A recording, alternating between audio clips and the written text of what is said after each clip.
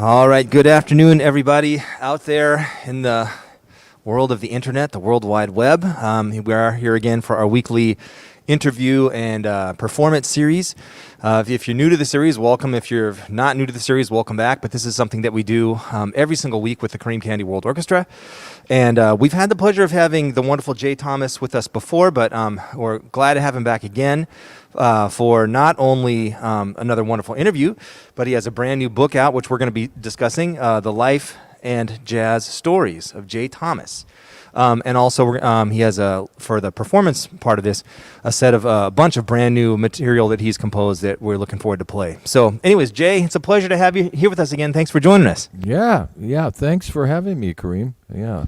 I saw gigs here in the Pacific Northwest. We're in Tacoma, the Seattle area, are slowly opening back up. And I saw you just did a performance up on Orcas Island, I believe. Is that correct? Yes. Things are getting better. For myself, I've been double vaccinated now for a while.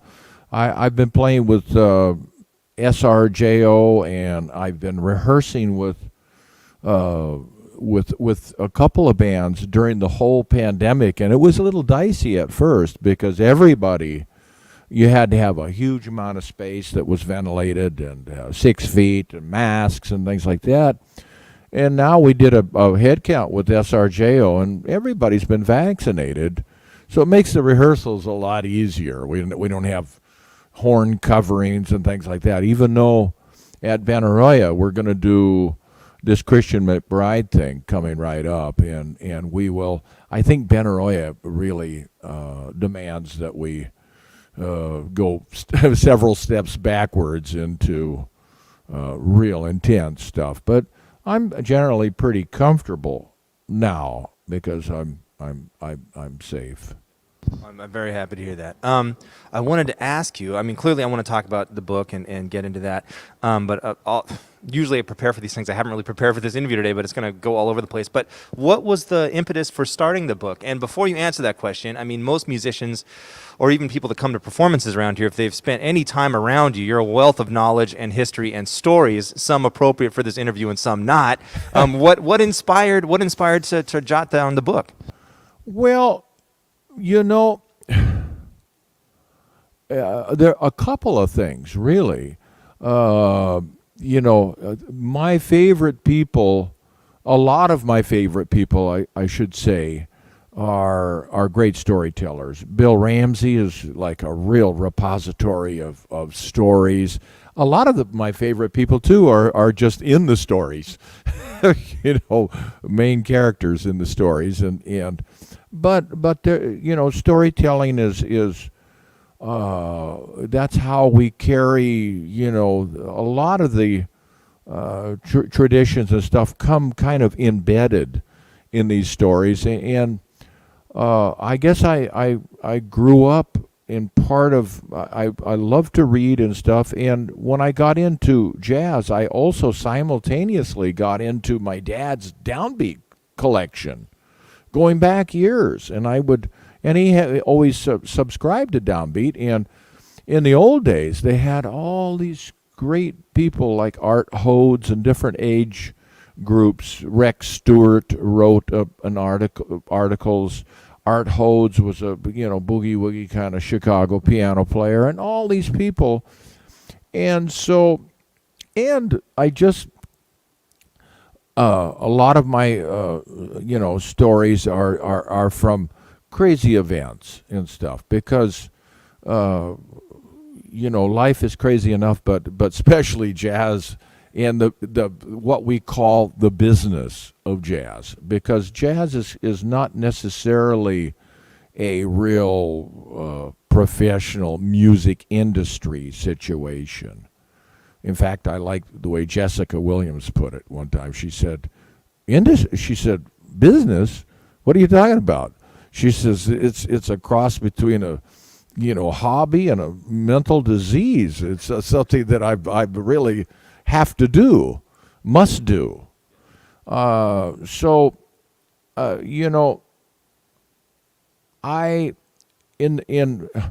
over the years, people have always said, yeah, you should write a book. You should write a book. You should write a book. So that kept going in my head, and I would hear that and just go, yeah, sure, right? But like a lot of things, I guess it just, I was never against it. And then one day, I just got up and I went, I think I'll do that. And I started with the aid of the computer.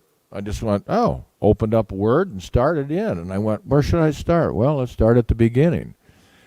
And so when I say it was like several, it also was a good opportunity to just try to figure out what happened. How did I get here? Try to put, times and dates and faces as much as I could remember. You know what I mean? Well, and that's got to be quite a huge undertaking, because how old are you currently right now? I'm 71 now, so that was tough. Yeah. Well, you've had so many associations with master musicians, local musicians, students that have gone on to become professional musicians and have vast careers, and taught many different workshops and schools and things. I mean, that's a lot, and tours and recordings and right. Remembering all of that, because you started playing when you were quite young, if I recall. Yeah, I was pretty young. I was started out just when everybody gets the band, gets in school band. That's when I started, but I got, private lessons and my parents made me practice. At first, I think it was half an hour a day, and then it morphed into an hour. But before I knew it, I kind of had a routine, right? And I wasn't really, I had pretty good teachers, so it was kind of magic in a way. One day I woke up and I was going dong dong dong dong da da da da da da. Whoa! I could do the Bugler's Holiday and Double Tongue and whatever, and so I started playing, and then I got interested in jazz. Kind of wasn't really by accident; it was by exposure, because there was. Like I said in my book, when my dad was home, always he was fiddling with the music and practicing, and he's a trumpet player. He was practicing, and he had the hi-fi going all the time, and his record collection was cool. He had very eclectic. He had a lot of Art Blakey and Slide Hampton and things that I still like, and as well as Harry Sweets Edison and Count Basie and Duke Ellington and just a plethora. And he was also curious. So we had Ornette Coleman, and we had all kinds of stuff, because he was that kind of listener. He'd go, yeah, I wonder what's going on here. Well, the other thing that I think is really, really neat and interesting with your perspectives is your dad also owned a jazz club. So by proxy, not only do you have the experience of being a musician and booking and promoting like all of typical musicians do, but you look at it also have an understanding from a lens of looking at it from the economics, from the club side of things, and what goes into that, right, to make things happen and to make things, feasible. Well, certainly. It's hard for me to get angry at club owners, for instance. I just go, geez, it's a tough deal. Hardly anybody gets a jazz club to become rich. Well, and totally. But the other thing as well is being able to have interactions and see all these wonderful musicians that he would hire to come perform at the club. I mean, I'm sure you rubbed elbows with a lot of these guys and could pick their brains and ask questions and possibly play or get a lesson here or there. Is that a fair assumption? Well, yeah. I would see them when they would come in and load in, and oftentimes I would make sure I was bartending when they would have their sound check and rehearsal and things like that. And so, certain bands I would see a couple of times or whatever, and other bands I would be there all the time. Cedar Walton's band, when they came through, I just went, wow. I'm glad that you mentioned that, because I did jot down a couple questions I wanted to ask you. You did a wonderful album with Cedar Walton, and was it Billy Higgins, and who else was playing? David Williams. Okay, and how did that project come about, and can you talk a little bit? I'm sure it's probably mentioned in the book, but can you talk about it?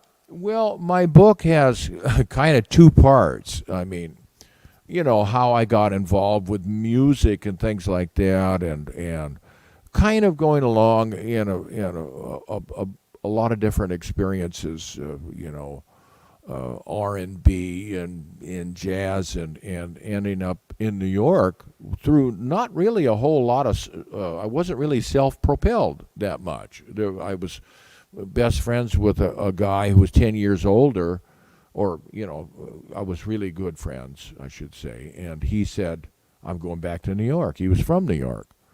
He's on his name's Steve Hawes, and he's on a record called Gorilla Band. That's Hal Galper with the Brecker brothers. So he was pretty good.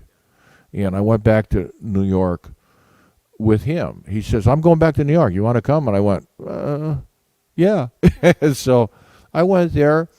When I came back and bounced around, when I say bounce around, I had a hell of a time with trying to manage my life, and it was pretty bad. And when things got better, when I cleaned up, basically, at that point,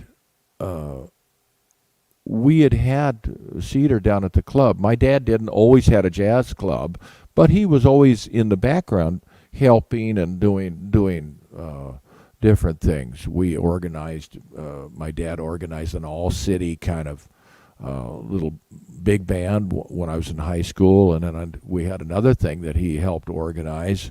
We had milk Kleeb charts, and it was like a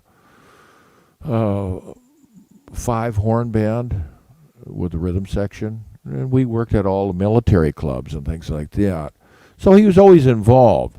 Well, my dad, from knowing Cedar and things like that, Cedar was coming through town, and he just said to me one day, he said, "How would you like to record with Cedar Walton?" And I went, it didn't take me long to go, wow, that would be great. So another one where it was kind of like Buddhists call it Dharma or something. It was like my community. People watching out for each other and enabling each other to do things. And in this case, it was my father helping me. And so Cedar's Walton Trio was at the Jazz Alley. This is way after the club had closed. And so that's how that came about. And Cedar was a very, very, real dry humor. He had a real dry humor, and he was very nice guy, and also very businesslike. We got right down to it, and he said, we played, and he took my measure pretty quickly, and went, probably, okay, we can do this. And Billy was very, very friendly, and so was David Williams. And we rehearsed a few times, and I talked over Cedar had some arrangements and things. And then we went into the studio at Triad over in Bellevue for a couple of days. The first day I was just, I was so overwhelmed by the thing and all these arrangements and things, and I kind of was a little gripped after that day. And I went home and I went, put my little professor to work, and I went, what can I do to change a little bit of the trajectory of this thing? And I went, I'd like to just blow on some things that I kind of know here. So I came up with like little arrangements pretty quickly, and Cedar, to see him work. If you gave him a lead sheet, there's no way he's just going to play it down. He's going to come up with something really quickly. This is what you do, guys. Here's the bass and drums, and that's just the way his mind worked. He worked like an arranger. He did a lot of the arranging for Blakey's band. So it turned out pretty well, and then it sat around, and we really got carried away. We got Bill Ramsey to do some sweetener on it. He got a trombone section to put some arrangements after the fact. And that was really cool. It was like, I think 4 or 5 trombones and on some of the thing, about half the album. And it really sounded like, like one of those big Hollywood productions or something. It had all kinds of panning. We got Luis Peralta in with all kinds of percussion things, like cricket sounds would start on the left and go all the way across on a ballad. Things like that really were good. So when we got it done, it just sat. And I tried to shop it in Japan, but they didn't know who I was and whatever. It was a lot of kind of tentative kinds of interest. And what happened was Cedar had moved out to the West Coast for a while, even though he kept his rent-controlled apartment in New York. He was in L.A., and he was on a little tour, and they were in the van, and David Williams put it on after it had been completed with all the trombones and all the stuff. And they listened to it, and they went, wow, okay, that sounds good. So Cedar contacted Albert Marks, who was quite a musical. He's a guy of yesteryear, but was very important. He had a label called Musicraft, and at the time he had a what was it called? Discovery Records. But Musicraft had Duke Ellington on his label. He had Sarah Vaughan. He had all kinds of people, and he was the scion of a very rich Jewish family that was involved in tailoring and things like that. But he had a lot of money. This goes back to the hobby and madness thing that you were talking about Well, earlier. it was an accidental connection. I mean, yeah, he loved jazz, Albert Marks, and one of the first things he did was a very famous Carnegie Hall Benny Goodman concert that he put microphones in and ran it through. He was in another part of the building, just put the microphones up, and that became a big deal for Albert Marks, got him established. And he had a label, so that's how that Cedar thing came about. And that kind of launched me in a certain sense in a different kind of situation than just because when I first cleaned up, it was like, oh man, I just need to work. I need to figure out how to make that happen. And so it didn't really matter to me at first what I needed to do to work. It was like, it was all the same to me. As long as I was playing my horn, then that was fine. Well, as we're doing these, I have a million more questions that are coming to mind, and several involving other prominent musicians, which I'm assuming they're probably going to be in the book. So I want people to actually buy the book and read it. So I don't want to talk about all those things now. But I wanted to ask you, you've been such a prolific soloist in the Pacific Northwest, and composer and band leader, big bands, small bands, and sideman as well. I'm curious, because you came up in a different age, and when we were going back and forth for music for this, a lot of the charts that you sent me were handwritten, right. And we talked about using notation software. You Right, don't do too much. That's fine. I'm curious, when you first started playing, and the reason I asked this question, I've asked the same of Julian Priest or Bill Ramsey or even some of the newer, younger musicians. When you started playing and transcribing and dealing with vocabulary and information and all that, did you write things out, or was it completely by ear, or how did you go about doing that stuff? At first, when I did solos, I wasn't real. I was, into maybe I would write out the notes, but and just put brackets for the phrases, and I wasn't really into. I was more into playing along with it than than the actual writing. The dictation part was secondary to trying to get it into my head. And, those things, that's really valuable. And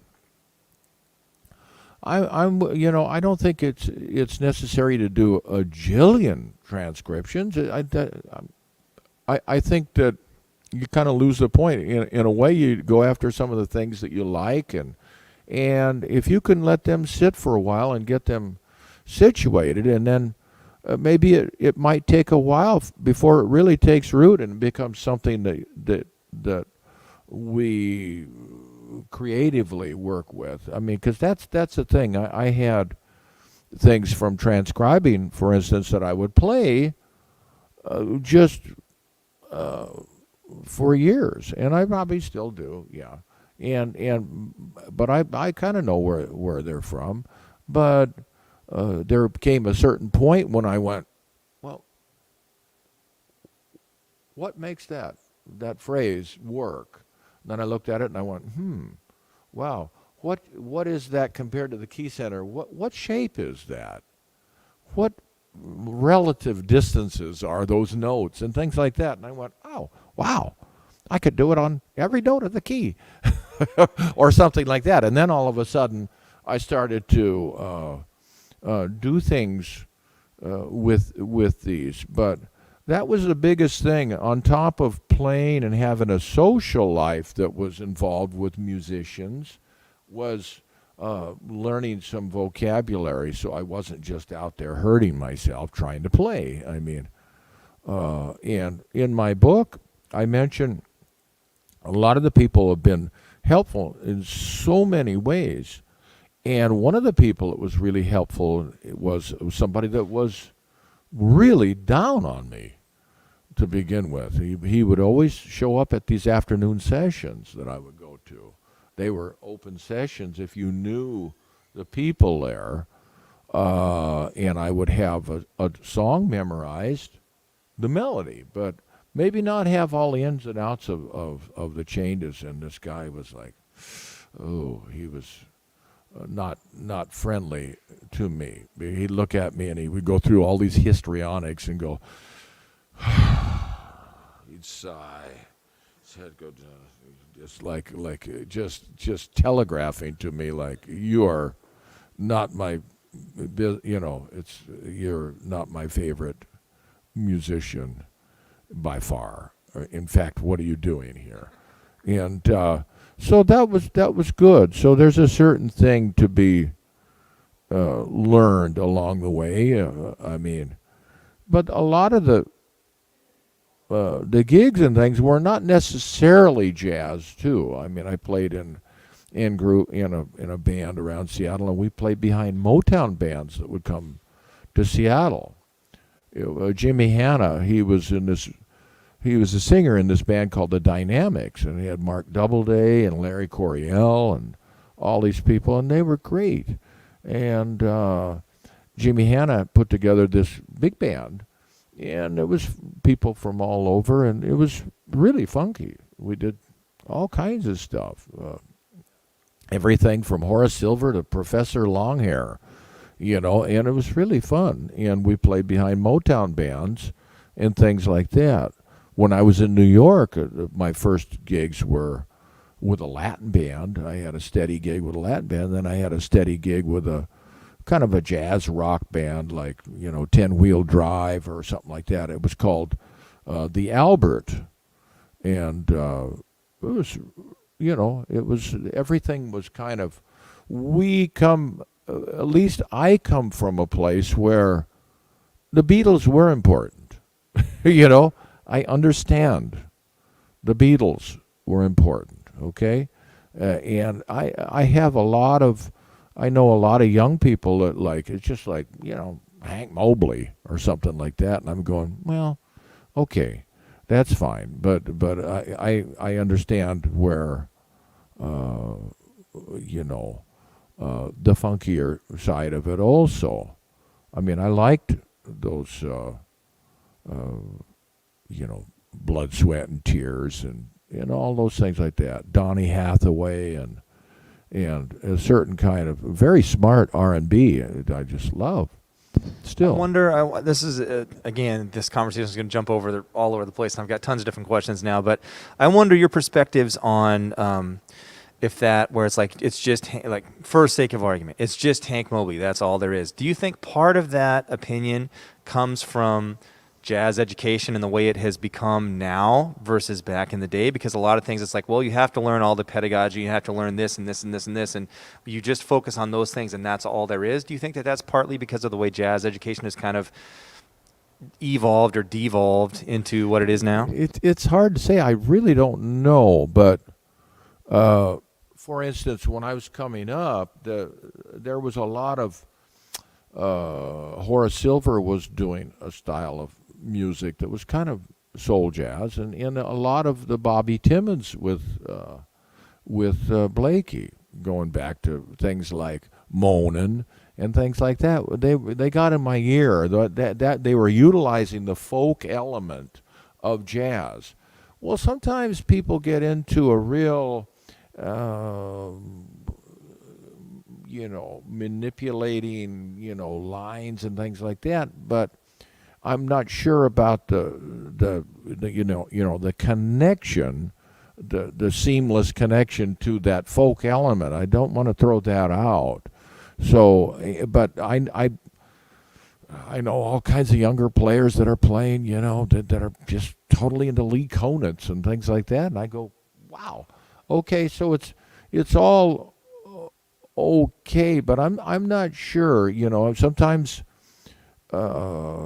reaching kids is you find a common ground place. I swear to God, at every jazz camp, you go in and you audition the kids with some standard, and if they're reading it, they can't play anything. It just sounds horrible. You go into the next room as you're putting together the combos, and you hear them with no instructors around, and all of a sudden they sound pretty good. They're in there playing, da da da da da da da da da da. They're what's that tune? Chameleon and stuff like that, groove things, and I'm going, that's where I want to meet them. That's where I think I should meet them. So some of the other instructors will look at me like, yeah, they kind of get their nose up in the air like, yeah, it's just like Cantaloupe Woman, I think, or Cantaloupe Island. Cantaloupe Island would be great. That's a great one for people to start on, or even not start on. You listen to Herbie Hancock playing it in 2000, and they sound pretty good. And they've figured out how to do all kinds of things with it. You know what I mean? The first songs I did in like fun bands, like dance bands and things like that. We do jazz ones too. We do Chitlin's Con Carne. Da da da da da do do do ba ba ba do do do do da da. That's on one of the things with Stanley Turrentine and those guys. Well, I think a lot of what people have seen the opinion that, when jazz started to become less popular is when it became more of like a listening music and less of a dancing music. Thoughts on that? That's true. Even though there was times when people danced to bebop and whatever, really, they danced to anything. But I think that there's maybe some truth to the situation where,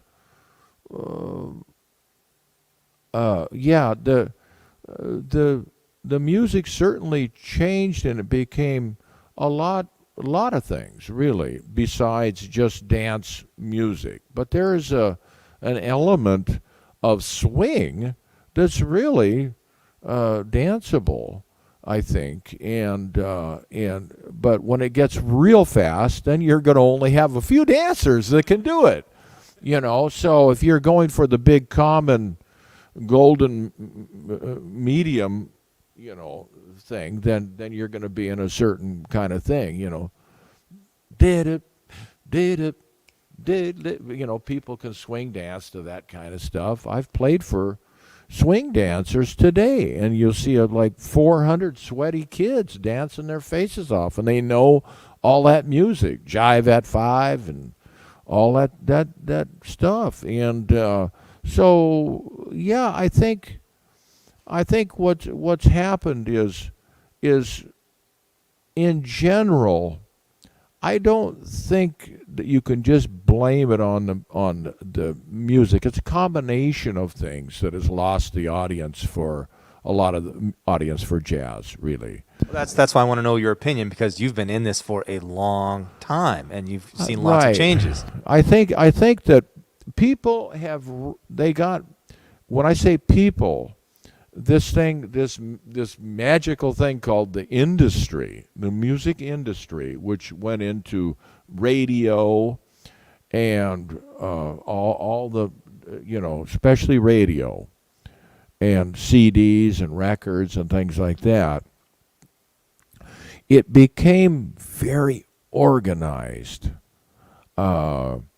At first, it was a little not so organized, and they would sell, the labels would sell to people, oh, yeah, these people like this music, we're going to do it. And then the discovery came that they could really shape what people liked if they did it in conjunction with radio play and things like that.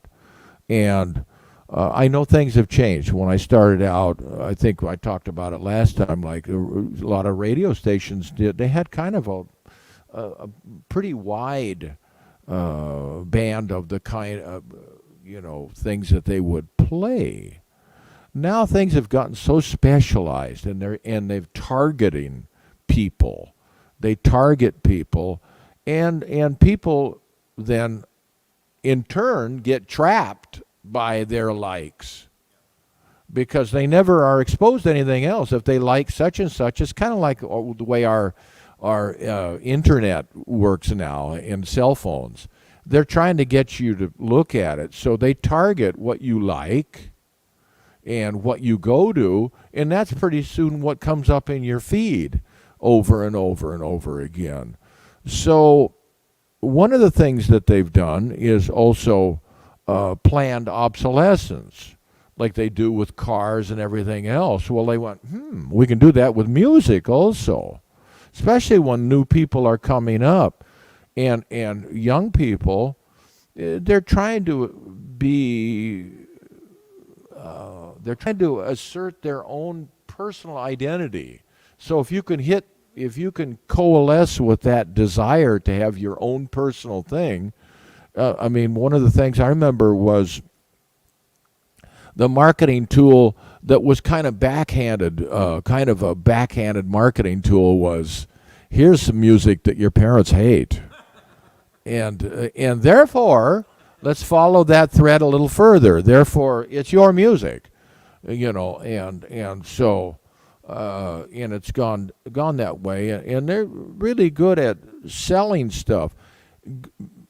Sales is not necessarily supporting the art of music. So there's two different things. Well, it seems like sales nowadays are supporting Spotify, or your subscription to Spotify or what. There's so many problems with the music business now that goes to putting money of people's hard work into other people's pockets, unfortunately. Yeah, I think what's happened now is it's come around full circle, and it's come around and bit them. It just came all the way around, and they're going, whoa. Now, with the advent of home studios and internet, then your major labels are going, well, what are we doing? Most kids now don't even have a CD player. They just do it on their phone or some other kind of computer or phone or whatever. And I think there's small pockets of people that are going, I loved records, because, yeah, that was the last thing that people really loved. They loved their records. I don't think people loved their tapes. Yeah, no, I would agree, and I can only speak from my own opinions, which are, I know, kind of clearly one-sided, and because I'm a jazz musician, Right. But I loved, my age was, came up with tapes and then CDs. And what I liked about the CDs was a lot of the jazz history and stuff that I knew about the artist was from reading the liner notes. And you can't Right. necessarily do that I mean, you can listen to the stuff on Spotify, but you have to do a little bit of digging and a few clicks and type in some sentences to get more information on the personnel. What I've kind of seen is today's younger students don't even want to take the time to look that up, so they're missing out on all that information. They'll listen to the song, and that's the end of it. And I'm over generalizing here, but that's been my experience, and I'm sure, talking with other teachers, it's been kind of the same way. But that's what I liked about, records or CDs is you not only had the music, a physical thing, but you had all of the information and a little bit about a history about the session and the artist. I agree. I think records were even a little more so because you had a lot more space on the back of a record. You could just, especially if it was small print, I mean, you could get a whole, a lot of information could be on the back of a record cover. And so, and I like that. That's like, it sets up a story or a narrative, like back to my book. I mean, there's got to be some kind of story. You know what I mean? He was born, and he lived happily ever after. It's not a story. And it's not anybody's story, really. If you get right down to it, everybody has some kind of story, even if they're shut down. Everybody's got some kind of stories to tell, or whatever. And I think that's a common thing. People go, yeah. I mean, a book or whatever, especially if we've traveled or have a wide circle of friends and acquaintances. This material coming in all the time. And I love jazz, the story of jazz. It goes back to some really conflicted things. Black people in America has been we're still dealing with the fallout from a country built on slavery. I'm not saying the whole country was built on it, but there was certainly it was going on everywhere. Our presidents had slaves. The people that wrote the Bill of Rights and the Constitution, they had slaves. They were slaveholders. I don't think this is like, it's like kind of the water that we breathe. We don't even notice it. But if we would step aside for a second, we'd go, whoa, that says something. And there was something about the culture, from Africa. They had their own music and especially rhythms. And then I'm not an expert. I'm not a musicologist or something. I just know it personally from noticing stuff. You look at the way rock, dump, and then you go to the Caribbean islands, and then you go to Africa, and all over you see layered rhythms and things. So this is quite an advance. And then we have the West has the tempered scale and those instruments and things, and boom, there's this big, there is a giant cauldron of stuff that gets mixed up, and it becomes American music. My favorite, thing was when was Art Blakey. He didn't focus on, and he was he said, jazz is American music. Yeah, I would agree with that, and it didn't come about in the Appalachians, and it didn't come about in France or Sweden. That's for damn sure. So, I mean, it's American music, and this but Django. I mean, and now they say anything that you improvise on is jazz, And I go, well, that maybe so. I mean, it's not my job to spend a whole lot of time worrying about that. In my mind, I'm still, I'm bop, bop, bop, bop. I'm liking a certain thing. Da da da boom bang, ga boom boom boom dun dun. I like that. Taking it back to, swing and how it relates to 3 against 4 and all the stuff that's inherent in that the feels music. good. That feels good. It feels good. Like if you do some guy was going, they were playing like a bembe rhythm, which is a real kind of spaced out 6/8 feel, and underneath there's a 4/4, and my friend, he was going, yeah, I can't understand this, and I said, okay. So we had this thing called Drum Genius. I turned on the bembe and then played Satin Doll along with it. I said, this is what it's about here. When you have people that understand that and play that, and that's great. So there was a big jazz is it should be important because of these things, and it went all over. Now I would argue that jazz was American music, but now jazz is owned by humanity. It's humanity's music. I wouldn't say chess. Chess might have started in India. Well, the people that got best at it were Russians. Not anymore. Now there's a guy in Scandinavia that's beating them all. When Jerry Fisher was going, he could win at will, and wow, what happened? So they became adept at this thing called chess, and it's kind of like that with jazz. What about that kid that came from Indonesia?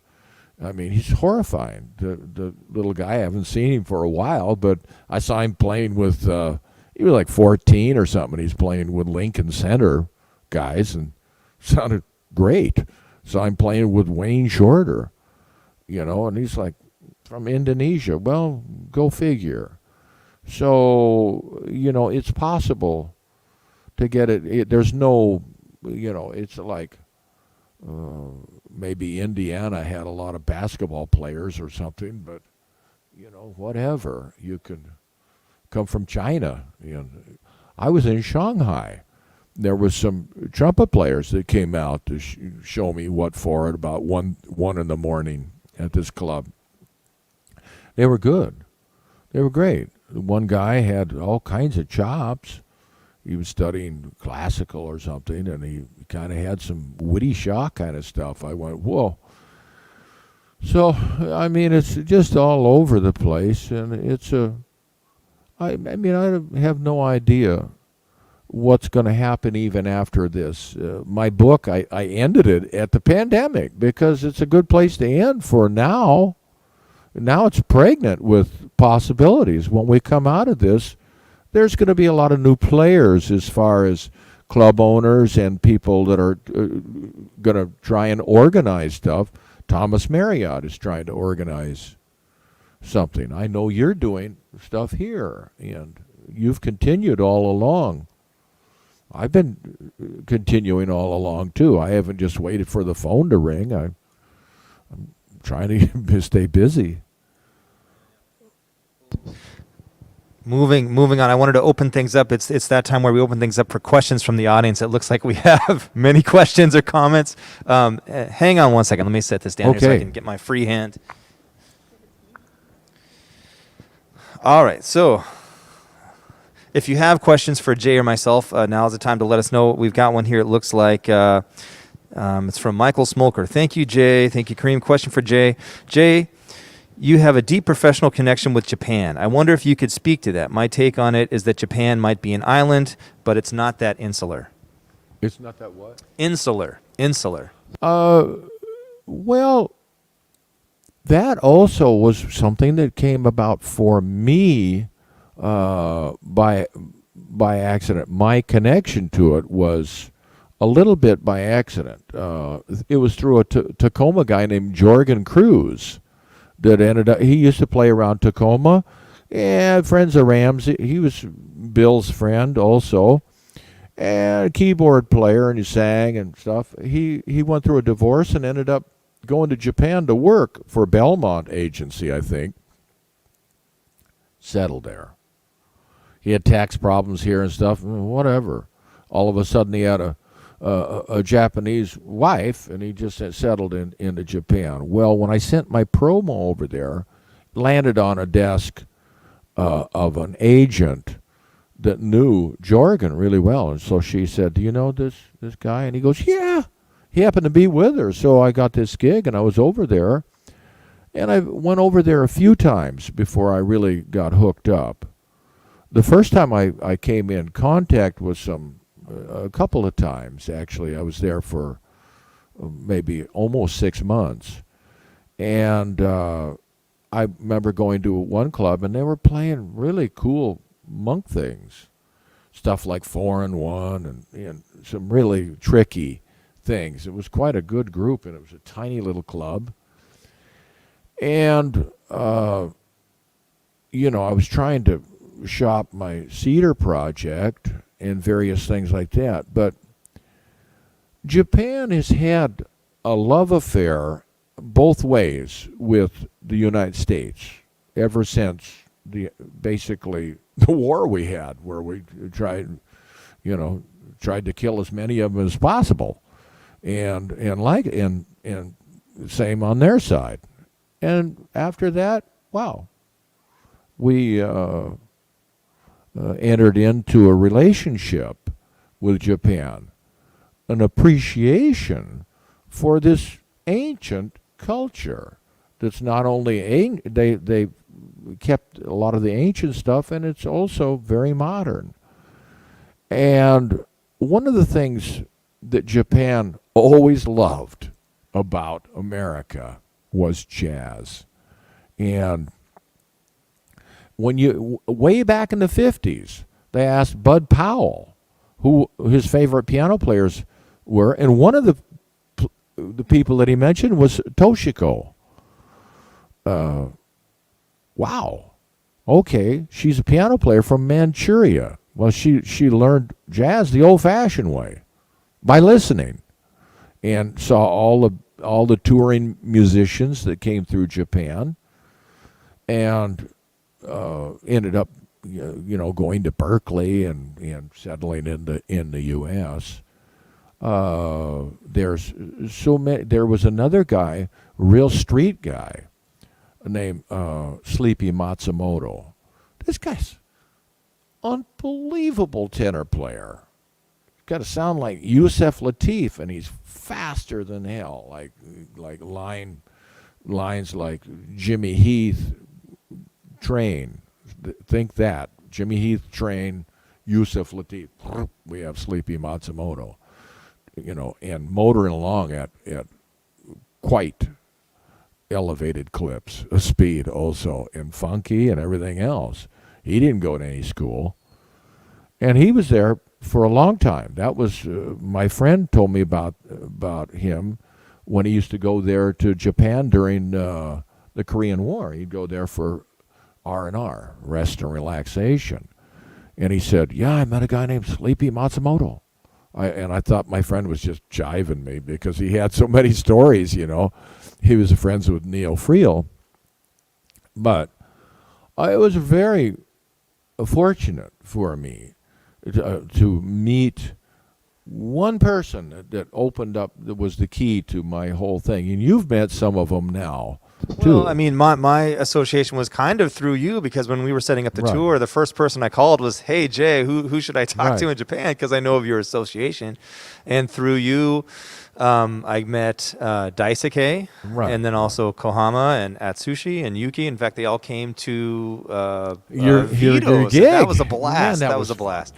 Yeah. But actually, the person that I got to play the most while I was in Japan was Ichiro Toyama. Yeah, he was in New York for a while. Great drummer. Can you talk about your association with ET? Well, I just played with him a few times, but he's kind of a legendary drummer, E.T. And he's, not he's taller than I am. And he's just hip, slick, and cool. And as soon as he sat down on the drums, I went, whoa, okay. Here we go. That was my, I went over there with Greg Feingold, just bass, saxophone, and drums. And I spoke very little Japanese, and he spoke pretty well with English, but we didn't even have to talk about music. We just started counting off tunes, and it was perfect. I know. That's when I first got with the guys that I play with still. I went into this club, and I was working there, and my friend gives me a card. He says, "Come to this club, Star Eyes," it was called, and it's it was a little place, wooden, and probably star-shaped or something. It was like really acoustically ideal. So I go in there and thinking I was going to watch and maybe play at the end of the night, and I walk in there. It's 9:30 or 9:45, and my friend intercepts me as I'm coming in the front door. And he says, "You play now," and okay. So started in and we didn't have to talk about much. It's it's you or no one. Boom, boom. Off we're playing that, and the first thing I played on was Lover Man, and I was practicing. I had a bunch of things going through my head, and I started playing all this, weird chromatic stuff and everything, and they were like really liking it, and things were working good. The horn was going good, and next thing I'm hooked up. Well, I think you hit the nail on the head. I mean, jazz is an American music that's traveled the world, and now it's a world music. And I remember going to some sessions in Berlin. There's a club there, the B flat Jazz Club, and there were musicians from all over the world playing, and it sounded great. And no one could necessarily speak the same language, but just everyone could play. I mean, music is a language that's understood by everybody that chooses to learn it. Jazz, I should say. That's true. I think. I think jazz has some democratic, to get things about it, because jazz is about listening, and we realize that it's not just the soloist, but it's the bass player, it's the drummer, it's the comper. Everybody is equally important, and if you want the best music, everybody has an equal say, and so that's one of the beautiful things of jazz, and it's also got this right at the start of it. It's this multicultural situation, because Africa is a big place, right? There's North Africa. There's all these places. It's like saying everybody that's brown skin is Mexican. No, and it's the same way with white people. So we have so many things that is involved in jazz and American jazz. So many cultures are represented. It's great. I always think about that cultural thing was one of the things that it makes me laugh when I think about, World War II was a horrible thing, obviously, but not everything is like super serious. Like, I love when Hitler tried to get Max Schmeling, like his heavyweight guy was going to take our guy. Well, he didn't do so well against Joe Louis. Max Schmeling did not last long. He was out of there. So there was a cultural thing that was going all over the world. They couldn't stop it. Iron Curtain. A lot of what got people into loving America was Voice of America used to play jazz constantly. That's what it used to do, right? I think that was good. You know, I mean, to put a simple thing on it, it's like Far East Suite, Duke Ellington. It was written after a State Department tour of the Middle East. And he wrote a beautiful tune called Isfahan. It's Melt Your Heart.